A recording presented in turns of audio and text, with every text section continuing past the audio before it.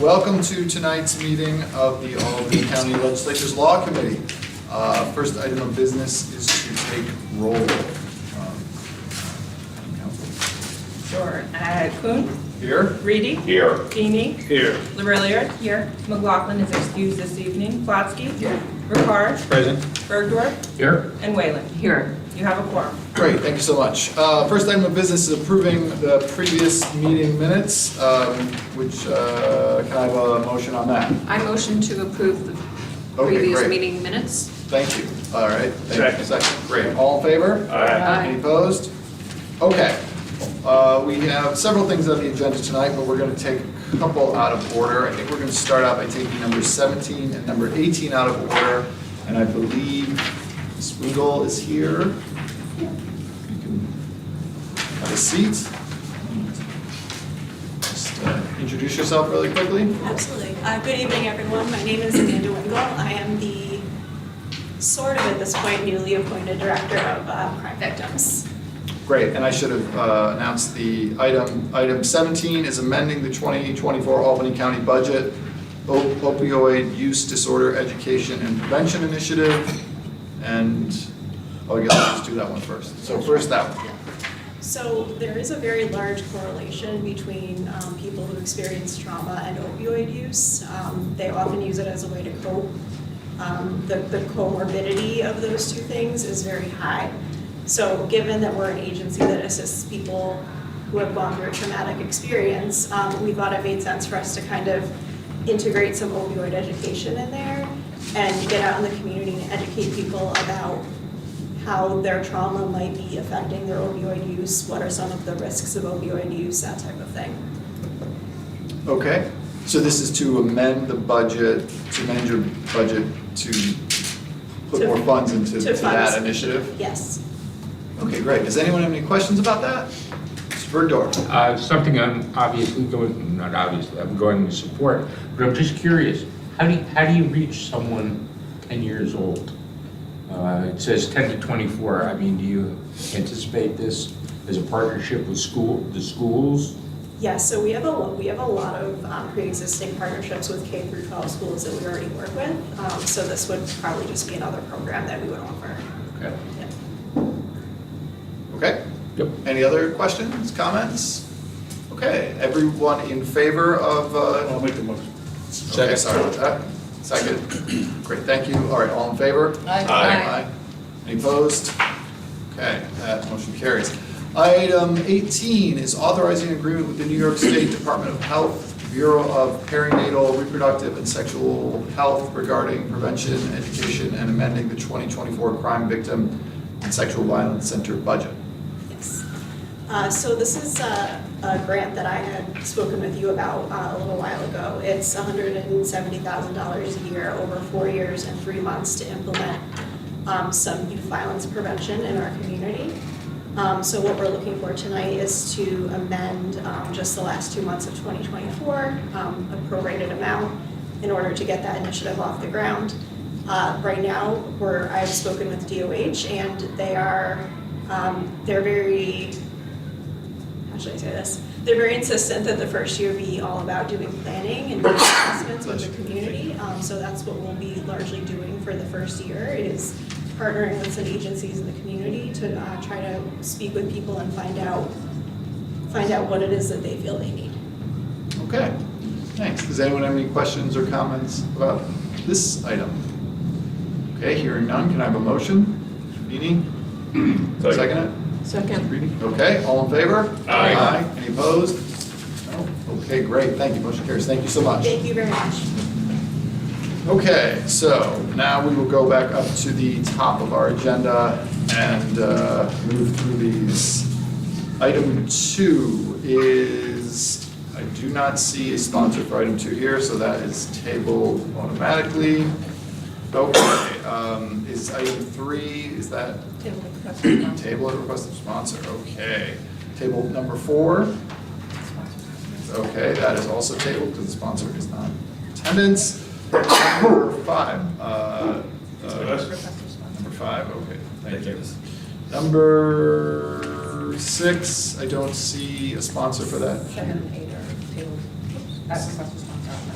6, 7, and 8? Yep. Okay, so 6, 7, and 8 are also tabled, and as is 9. All right, moving right along. So that brings us to current business. Number 10, are we moving forward with this? Yes, I'm Okay, here. so number 10 is creating an opioid antagonist working group to examine the efficacy and potential application of Food and Drug Administration approved overdose reversal drugs.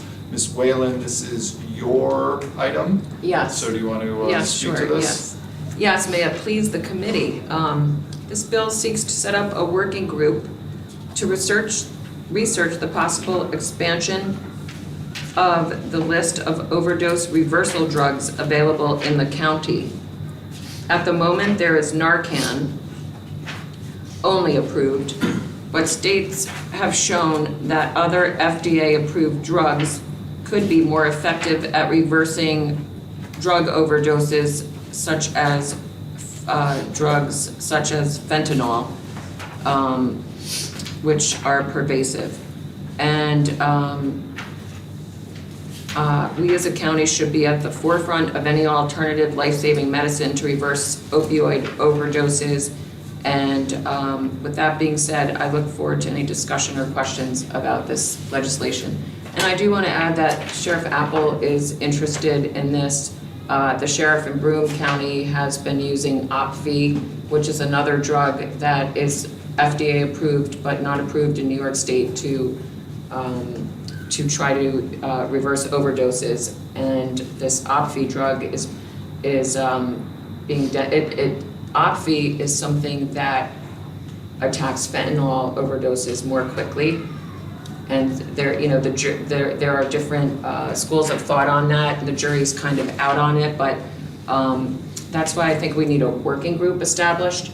The state has not approved anything but Narcan for use in overdose reversal drugs, but they're being lobbied, and Assemblyman Philsteck also has legislation in the Assembly that passed but didn't pass the Senate to try to expand the list of overdose drugs from Narcan to other ones. So if we have a working group established, I think it would be a good way to gently nudge, help gently nudge the state into expanding the overdose reversal drug list in New York, and also, enable us to be somewhat leading the pack and have, knowledge with respect to the alternatives and the alternatives to Narcan that can be used.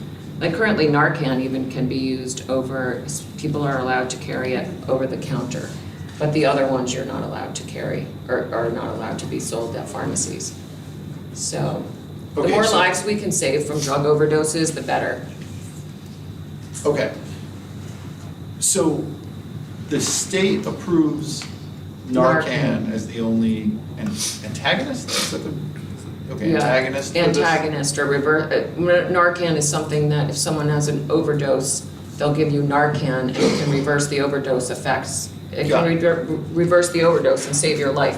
Got it, Although, no, hold on. Yeah. Okay, good. The state only approves Narcan. Correct. And you want to form a county committee, or a working group, yes. working group to analyze whether the county should approve things besides Narcan? Or recommend something recommend additional, a lot of these drugs are FDA approved, they're not illegal, like Opvee. Broome County is actually, in Broome County in New York, the sheriff is actually using Opvee for fentanyl overdoses. The state has told them that it's illegal, but that's in litigation and he's still using it, so. Recommend to who? Who would we make these recommendations to? Well, we could make the recommendations to New York State or the Assembly, the Senate, the Department of Health, I think, or the State Department of Health are the ones that formulate the lists also. It just doesn't seem like a county thing to me. Like the state Department of Health evaluates these things, right? And in their wisdom, they're saying it can only be Narcan. And now you're saying, well, there's another county sheriff or something like that who's advocating He's using. illegally the use of other drugs. Well, I don't Well, know. okay, but I don't know wanna if it's get- been found to be actually illegal, but he's Okay. not standing down and he's still using it. And All right. Sheriff Apple is also a proponent of expanding the overdose drug list, Okay, yeah, okay, go ahead. reversal list. of Did, drugs. have you spoken to anyone in our health, or mental health department about this resolution? No, I have not. So what was the genesis of this? Like what, you know, what came, you know, what gave rise to you putting this resolution forward? Well, I was researching fentanyl. I have a relative that died of a fentanyl drug overdose, and I think that, you know, anything that can be, any drugs that can be expanded on to be given can help our citizens. Why wouldn't we try to get them approved? Like, why wouldn't we try to get all the FDA drugs that could reverse a drug overdose on a list? That's Gotcha. why we're legislators, right? Like, that's what we do, to try to Maybe, make but things. we're talking about a resolution from, and please correct me if I'm wrong, I don't believe, or I don't believe the author, I don't believe any of us here as legislators have sort of the same expertise on this issue as, you know, our Commissioner of Public Health and our Commissioner of Mental Health, and so we're talking about creating a resolution to Well, the try to working- like change state without having our own, Right. you know, experts here in Well, the that's the county point. weigh in on this. Dustin, the working group would be a committee of people that are appointed, and those people would be the people from mental health and health. It's delineated here. The Commissioner of Mental Health would have a designee. The Commissioner of Health would have a designee. So we would have those experts and their expertise represented. This is a working group to analyze the additional options that we might be able to push for in the county. So a 10-member working group, we're gonna assemble. Obviously trying to reduce overdoses and overdose deaths, everybody's in favor of that. My only question is whether forming a 10-person county working group is the most efficient or even the most effective way to go about at doing this.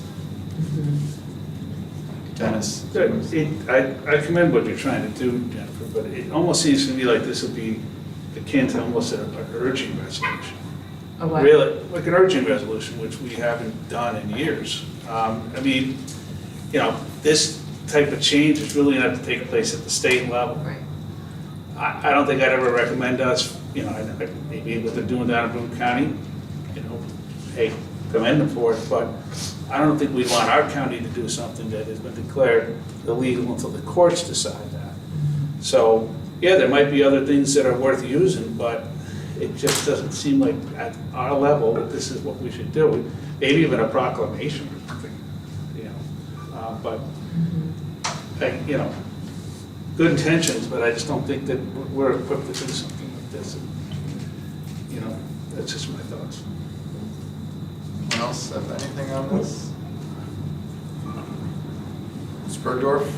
I was wondering, and I'm not speaking for the sponsor, but perhaps some outreach, direct outreach from the sponsor and our councils to the health commissioner or the mental health commissioner and to the sheriff, just to talk a little bit about this subject and find out, I don't want to say anything is hearsay, but I have a hard time believing Broome County is using this drug that's illegal, okay? It may be that it's not on an It's not approved illegal. list or It's an something. FDA-approved drug. Yeah, if it's an It's not FDA illegal. approved drug. But it sounds like there's some movement going beyond just the use of Narcan.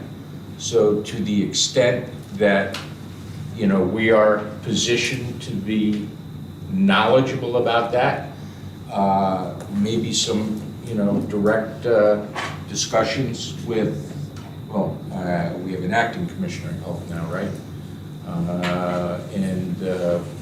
And Steve Giordano and Craig Apple would kind of flesh it out a little bit so you could come back next month Right. and say, That's a great idea. here's either how we could amend this, or here's what some of the real principles and the thought leaders say.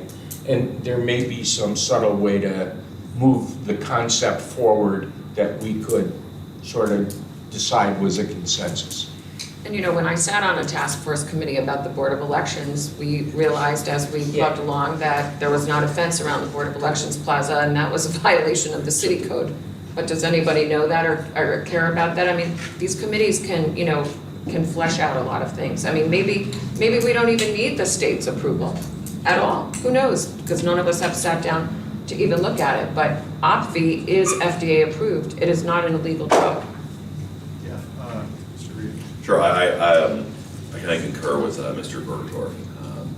I'm not sure if you'd be willing to table this for another month. And Okay. just from my standing, Yeah. I don't, I'm not familiar with the drug OPVI. And at least for myself, I think it would be good to reach out to our health departments to see if there's any ground here. And I'm not disagreeing with Ms. Whalen that both our legislature and our task forces can't, flesh things out. And sometimes, in the case of the Board of Elections, I think it was a successful thing we did as part of that task force as well.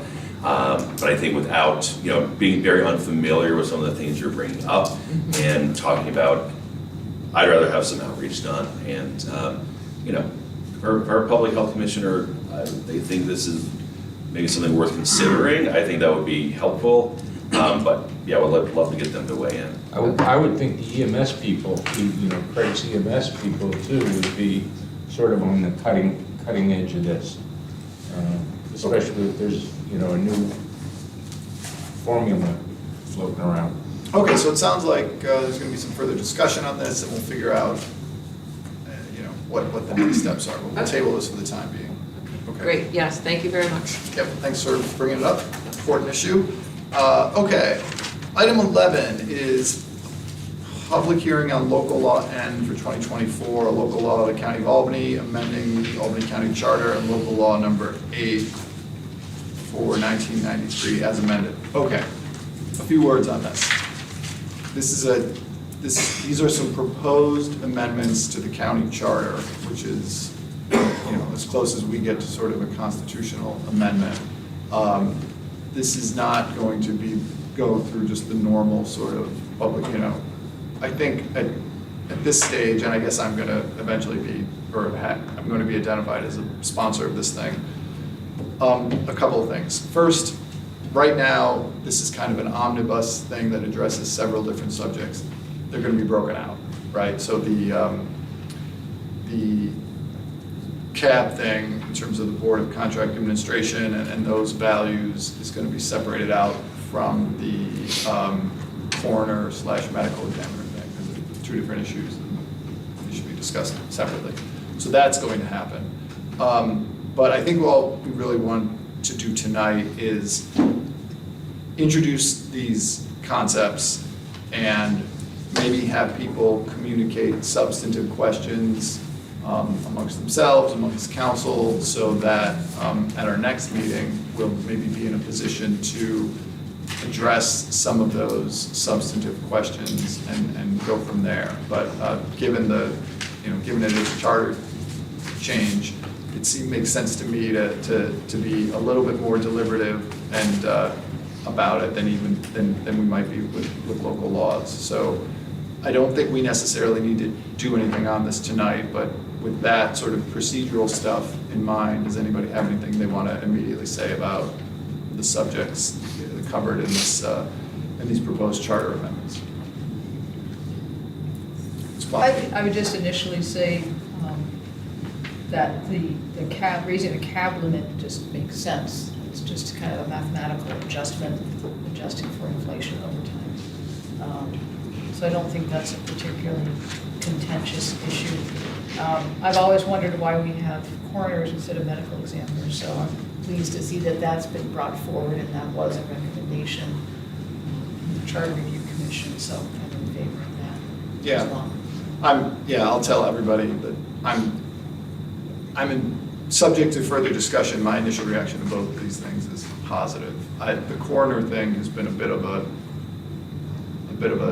focus of mine for a while. We are really the only urban county in this state that continues to elect coroners. Erie County, Monroe County, Onondaga County, every county downstate has medical examiners, not coroners. So the sort of historic practice of electing non-policy-making positions like the coroners, I think I would be in favor of modernizing. Yes, Mr. Burford? I like the concept of increasing cab, but I don't know where the 215 came from. And I don't know if that's the right number or the wrong number, none of us do, it's just there. But It does say where it came from. I mean, if I could just, it says where it came from. They took the number and they Did they- adjusted it for inflation. So it's a straight line inflationary number? Yeah. Okay. Well then, now I know where the number came from. But the second thing is, I'm not sure we want to, as a legislature, give away approval power for CAB in perpetuity. So for example, if it were linked, nobody would ever be talking about what the right amount for CAB was again.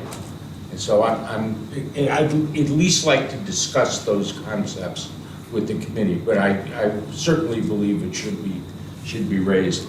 And the second thing with the medical examiner, I have a guy I talk to who's kind of in the death industry, and one of the questions I have, and I'm not speaking for him, is if we were to change over to this system, I think we have to have a very good idea of what our costs would be.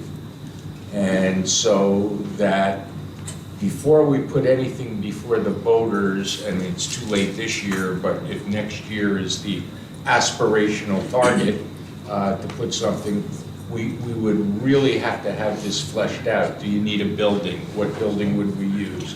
How much would it cost? What is a car, a medical examiner cost? What do you do when the medical examiner is sick or on vacation? How do you handle that? Or we're still going to other hospitals. How do the coroner's staff meld into this or not meld into this? Or what additional stuff? And I know what I don't know, and I just threw that out as concepts, but I think before we say let's put it before the voters, we need to have a good handle on what it looks like. And to that point, all of that information is being gathered now. We're working with the executive and to get all of the information together, because we understand there's obviously a lot of questions about what all the costs are going to be, where they're going to come from, and just what we don't know that we don't know. That's So, exactly. And I know what I don't know, which is a whole lot. one thing people might want to look into is, if you feel like it, talk to public safety people about what they think of the current system versus a medical examiner, and I think that might be illuminating. So, Would that be worth having someone here to just explain it all? What's involved, just a little spiel on we could certainly have everything? the conversations offline. I don't know that it would be appropriate for a 30-minute meeting just because of the constraints of time. Okay, yeah, I But we would can love to- absolutely reach out and get more information. Like no, the sheriff. Yep. Like a review, like people's views on things. and everyone's, of course, free to talk to people on their own and poll people what they think. Yes, Mr. Moreno? I'm not on the committee, but is everybody on the committee asked all their questions? Yes, and I'm fascinated to hear what in the death industry. Okay, I did a good job coaching Paul, as you can see, he was asking some pretty good questions. So what I think what you're doing here is you're just kind of putting this out there. This is an idea. This is something we're looking to do, but we haven't worked out the details yet, is what I understand. All right, some of the things just people should understand is that the medical examiner is going to be probably a forensic pathologist. It's a very specialized field, and therefore that doesn't come cheap. That'll be pretty expensive. Also, whoever the assistant is, obviously, is going to be have similar credentials. And from what I understand, a lot of these counties, what they do is they have their own facility. So that we'd have our own facility, we'd have to equip that facility so they can perform autopsies.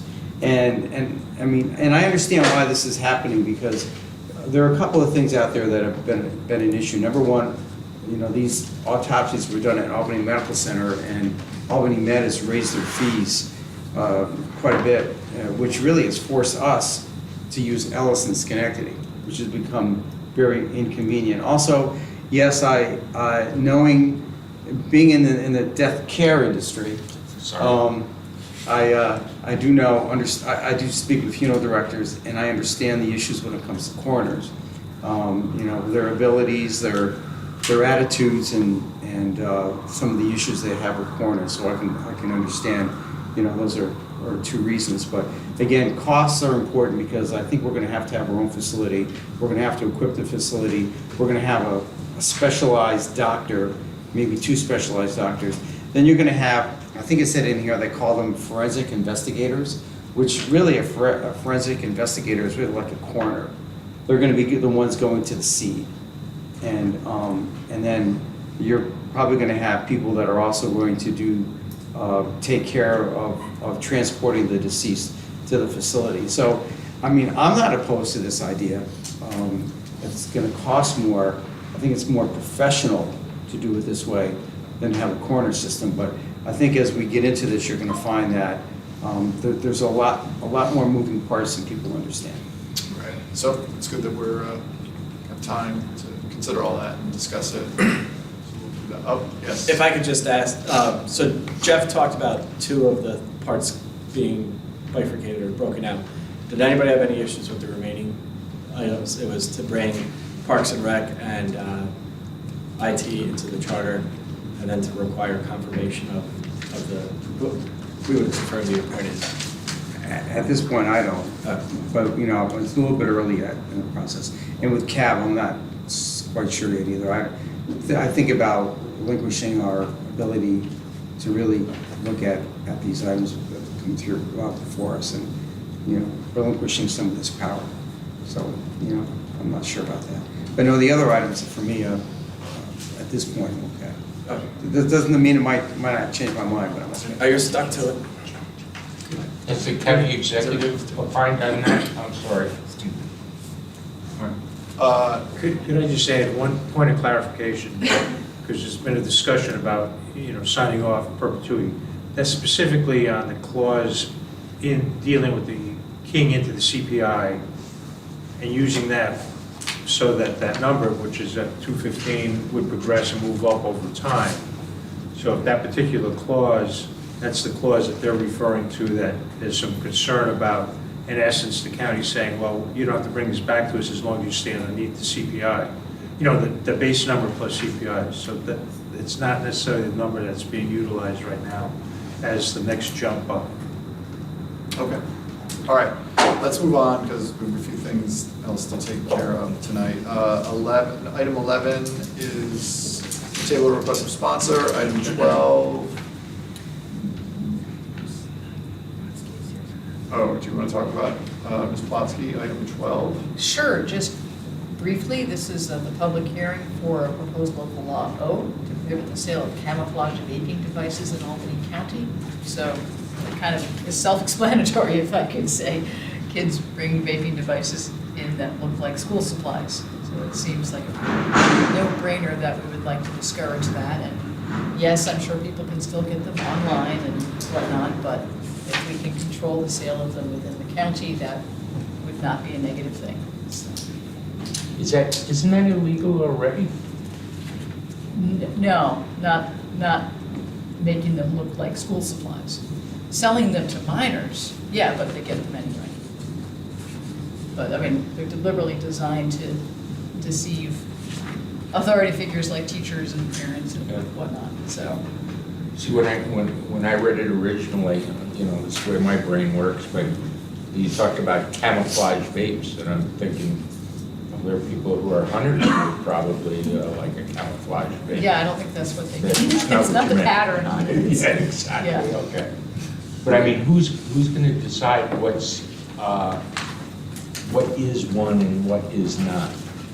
You can learn more at the public hearing.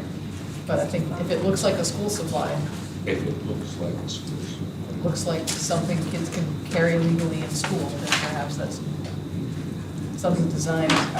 Statutory, post-statutory definitions, they're not. It says it's something that looks like or resembles school supplies or common personal items such as, but not limited to, highlighters, USB drives, ballpoint pens, smartphone cases, smartwatches, and/or backpacks. So there is a defined list, although it's not limited to that, but it would have to include other things that are similar to that. So it fines the seller, but there's no penalty for the kid or the family or anything like that?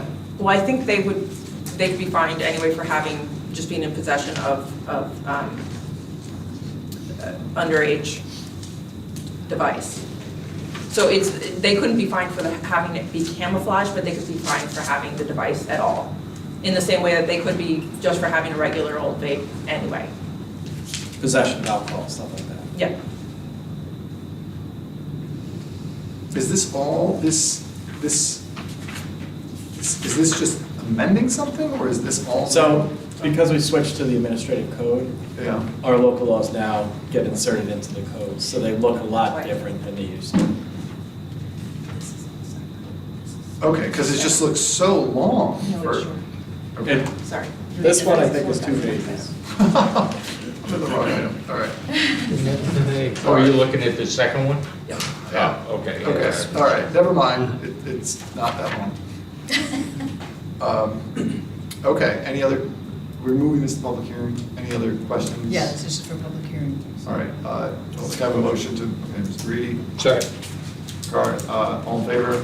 Aye. Opposed? Okay. That is that. Now, number 13 is table pending public hearing, number 14. Oh, some more tobacco, all right, is this what's going on? Oh, okay, number 13, this is the long one. Yes, this is the long one. Yeah, this is, the genesis of this was essentially studies showing that there's a preponderance of tobacco retailers in low-income zip codes and close to schools. And this was designed to try to right-side that inequity.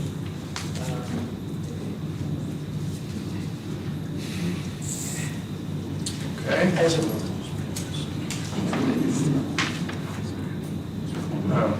Now, are we looking to move this out tonight, or kind of just, No, I think this is, yeah, no, this is still getting oh, okay, discussed. I don't believe Okay. we're looking to move it Yeah. out tonight. Yeah. okay. This is just its first. All right. filing. So we're not even moving into public hearings?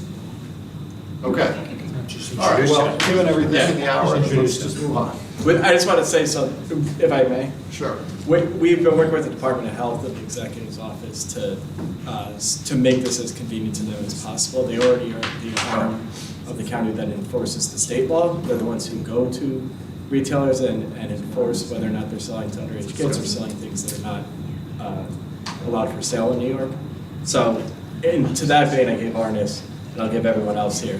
I'm going to completely redo to allow for a hearing, so it's what is currently the penalty section, I think, or maybe something similar, but I want everyone to know I'm working on just fitting what the state's version into ours, so our Department of Health is more familiar. One of the biggest issues the Department of Health has is they don't know who the tobacco retailers are. Now, the state licenses them, but the state changes the licensing throughout the year when they come and go. And we can't determine whether or not they're compliant with the law if we don't know they exist. This would, at the very least, let our Department of Health know that they exist. So that's immediately an improvement. And then parts of it are to head towards the density of them. These stores are very dense in certain demographic areas and almost non-existent in certain others. So what we really are trying to do is have the best possible law. So to that thing, we're not moving it tonight because we're still working. Okay. Sure. Does this apply to cigarettes and Yeah, vendors tobacco and products. cigars, all that? Tobacco So products. they have to be licensed through the state, like, Currently, yes. liquor. Yes. But we would also have these vendors go through a county licensing application process also on top of the state one. Yes. Do we do that for alcohol? Other counties do that, and other municipalities. Bethlehem does it. Do we do that for alcohol? We don't currently, as far as I'm aware. Okay, all right, so this one is discussing, table or request a sponsor. Let's table, so we don't need to talk about it anymore. All right, so I'm gonna use that, I'm gonna use that one. 14, We don't need to talk 15, about it. and 16 are all tabled and request a sponsor. That brings us to the end of our agenda. Can I have a motion?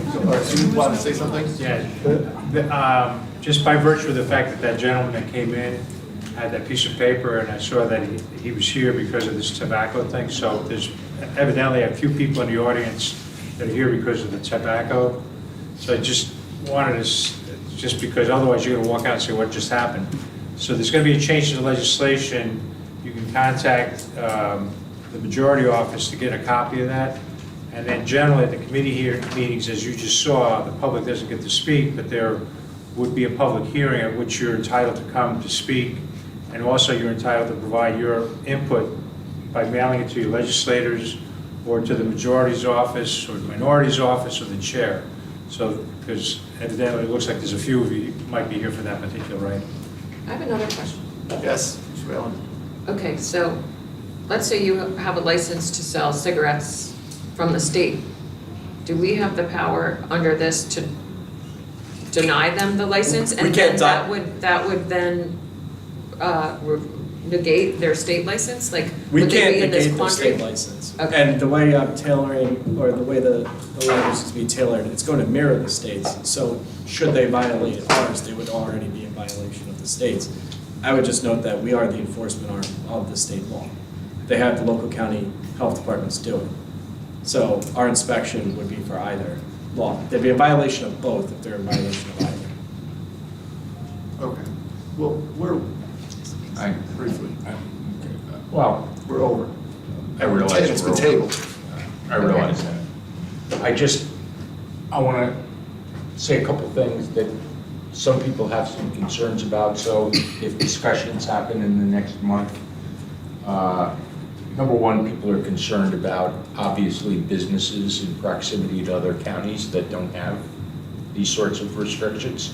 We went through the same thing with vaping, cigarettes, menthol, where, you know, if you stop into your convenience store and you get a tank of gas and a carton of cigarettes and 2 vapes and milk and eggs, well, if you can't get your vape there, but you can go across the street into Niskayuna or across the bridge up to Half Moon and you can get it, the people on the border are going to lose business. And that's going to be business that we're going to lose.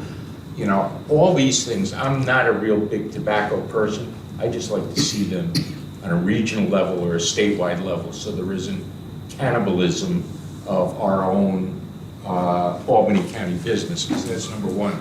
This other thing. Well, wait a minute, it's not banning tobacco sales, so I don't understand.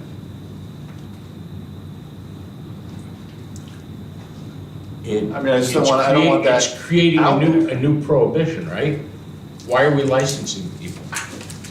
Well, but it's not, but you said that there's somebody, that in your hypothetical, the person wouldn't go to the store in Albany because they couldn't get tobacco, but So, we're not but if- talking about prohibiting it. But if this mirrors the state law, if it truly mirrors the state law, what's the benefit of doing it? Maybe it's the second point that I was getting to, which is the amortization of these businesses out of Albany County. And there's there's a whole list of unintended consequences. And when I read the TU editorial today, I was like, my God, could you imagine building a business, having a family business for 25 years, going to sell it to your son, trying to transfer a license, and being told, nope, no more licenses left in Albany County, they're gone, you're out of business. Everything you built and lost could be subject to loss. And I've got real serious philosophical concerns about that. And I realize that people want less tobacco sold, but you can't, I don't want to see the county picking winners and choosers who can continue being a viable business and who can't. That's not our job, I don't believe. All right. So, but I mean, I just wanted to. Fully discuss, let's. I just wanted to hang it out there for as people have discussions over the next month, and I know that they will be probably robust, that you consider some of these points. Okay. Duly noted. So do we go through everything yet? Okay, so can I have a motion to adjourn? Motion. Second, all right, all in favor? Aye. Any opposed? All right, thanks, everybody. It's not, thank you, I'm gonna actually make a 7:30 dinner with you. There you go. Where are you going?